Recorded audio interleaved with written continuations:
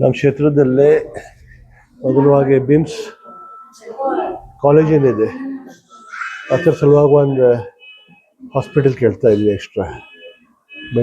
BIMS medical ಕಾಲೇಜ್ಗೆ attach ಮಾಡಿ ಒಂದು ಹಾಸ್ಪಿಟಲ್. ಮತ್ತು ಸರ್ದಾರ್ ಗರ್ಲ್ಸ್ ಡಿಗ್ರಿ ಕಾಲೇಜ್ ಇದೆ, ಅವ್ರಿಗೆ ಕೊಠಡಿ ಇಲ್ಲ. ಅಲ್ಲಿ ಜಾಗ ನಾವು ರಾಮತೀರ್ಥ ನಗರದಲ್ಲಿ ಅಲಾಟ್ ಮಾಡಿದ್ದೀವಿ ಅವ್ರಿಗೆ. ಅದರ ಸಲುವಾಗಿ ಕಟ್ಟಲಿಕ್ಕೆ ಫಂಡ್ ಹತ್ರ ಕೇಳಾಕತ್ತೀವಿ. ಬೇರೆ ಬೇರೆ ರೋಡ್ಸು, ಗಟರ್ಸು, UGDದು ಅವ್ರಿಗೆ ಕೊಟ್ಟಿದ್ದೀನಿ, ನಾನು ಚೆಕ್ ಮಾಡ್ತಾ ಇದ್ದೀವಿ. ಅದು ಸರ್, ಈಗಾಗಲೇ ಇಲ್ಲಿ ಬೆಳಗಾವಿಯಲ್ಲಿ ನೀರಿನ ಕೊರತೆ ಉಂಟಾಗುವಂಥ ಸ್ಥಿತಿ ಬೇಸಿಗೆ ಬರ್ತಾ ಇದೆ ಸರ್. ಈಗ ನೀರಿನ ಕೊರತೆ ಏನಾದರೂ ಉಂಟಾಗುವಂಥ ಸ್ಥಿತಿ ಇದೆ, ಏನು ತಯಾರಿ ನಡೀತಾ ಇದೆ ಸರ್ ಮಹಾನಗರ ಪಾಲಿಕೆ?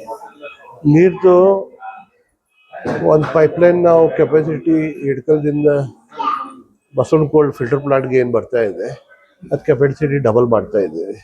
ಅದೆಲ್ಲ ಕ್ಲಿಯರೆನ್ಸ್ ಆಗಿದೆ, ಕೆಲಸನೂ ಚಾಲೂ ಆಗಿದೆ. ಒಂದು 6 ತಿಂಗಳೊಳಗೆ ಅದು ರೆಡಿ ಆಗೋದು. ಸೊ ಬೆಳಗಾಮದಲ್ಲೇ ನೀರಿಂದು ಕಾಯಮ್ದು ಪ್ರಾಬ್ಲಮ್ ಕಲಸ್ ಆಗಿದೆ, ಡಬಲ್ ಕೆಪಾಸಿಟಿ ಆಯಿತು. 24x7 ನೀರು ಕಂಟಿನ್ಯೂ ಎಲ್ಲ ಕಡೆ ಬರ್ತಾ ಇಲ್ಲ. ಕೆಲವೊಂದು ಕಡೆ 8 ದಿವಸಕ್ಕೊಂದು ನೀರು ಇನ್ನು ಕೆಲಸ ಚಾಲೂ ಇದೆ. ಒಂದ್ಸರ್ತಿ ಪೂರ್ಣ ಕೆಲಸ ಆಯ್ತು ಅಂದರೆ 24/7 ಪೂರ್ಣ ಸಿಟಿಗೆ ಆಗ್ಬೋದು, ಪೂರ್ಣ ಸಿಟಿಗೆ ಆಗ್ತದೆ.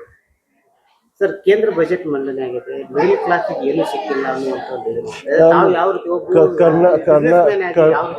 ಕರ್ನಾಟಕಕ್ಕೆ ಏನೂ ಕೊಡಲಿಲ್ಲ, MSMEಸ್ಗೆ ಏನು ಕೊಡಲಿಲ್ಲ, ನಮ್ಮ ಸ್ಟೇಟ್ಗೆ ರೈಲ್ವೆಗೆ ಏನು ಕೊಡಲಿಲ್ಲ, ಏನು ಬಜೆಟ್ದಲ್ಲೇ ನಮ್ಮ ರಾಜ್ಯಕ್ಕೆ ಏನು ಕೊಡ್ತಾ ಇಲ್ಲ ಅವರು. ಅದು ನಮ್ಮ ಮುಖ್ಯಮಂತ್ರಿ ಅಪೀಲು ಮಾಡಿದ್ದಾರೆ, ಮಾಡಿಕೊಡಿ ಅಂತ ಸ್ಟೇಟ್ಗೆ. ಸರ್, ಒಬ್ಬ ಬಿಸ್ನೆಸ್ ಮ್ಯಾನ್ ಆಗಿ ಈ ಬಜೆಟ್ ಅನ್ನು ಯಾವ ರೀತಿ ನೋಡ್ತಾರೆ ಸರ್? ಒಬ್ಬ ದೇಶದ ಪ್ರಗತಿಗೋಸ್ಕರ ಯಾವ ರೀತಿ ಏನೂ ಇಲ್ಲ, ಪ್ರಗತಿ ಏನೂ ಇಲ್ಲ, ದೇಶಕ್ಕೆ ಇಲ್ಲ, ನಮ್ಮ ಸ್ಟೇಟ್ಗೂ ಇಲ್ಲ. ಬರೀ ದೊಡ್ಡ ದೊಡ್ಡ ಇಂಡಸ್ಟ್ರೀಸ್ಗೂ ಅದು ಸವಲತ್ತು ಕೊಟ್ಟಿದ್ದಾರೆ, ಅವ್ರಿಗೆ ಎಷ್ಟು ಫಾಯ್ದೆ ಆಗೋದು, ನಮ್ಗೆ ಏನಾಗೋದಿಲ್ಲ. ಓಕೆ.